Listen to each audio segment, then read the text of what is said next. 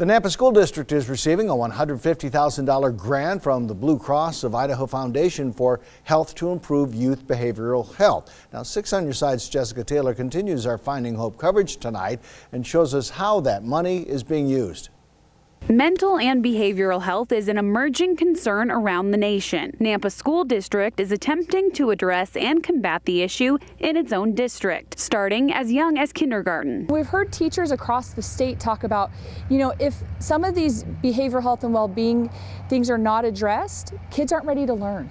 And if we can't address these issues of things that they may even be experiencing outside the school environment, they're not ready to learn in the school environment. The Blue Cross of Idaho Foundation for Health is giving the district a $150,000 grant to make strides towards improving youth behavioral health. What we really started with is about 18 months of digging into data, bringing in experts, including our own students, telling us what would have helped or what could benefit them as they progress through our system.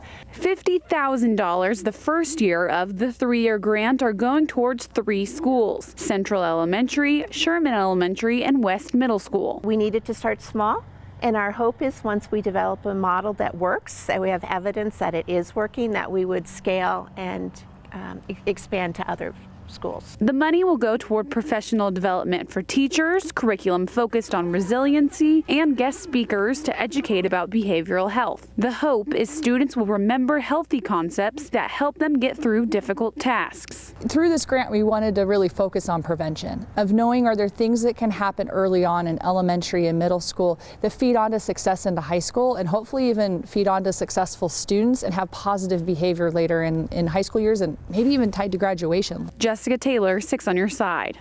The foundation says this is a pilot grant to see if this model works for behavioral health. If it does, they want to scale and expand it to other districts across.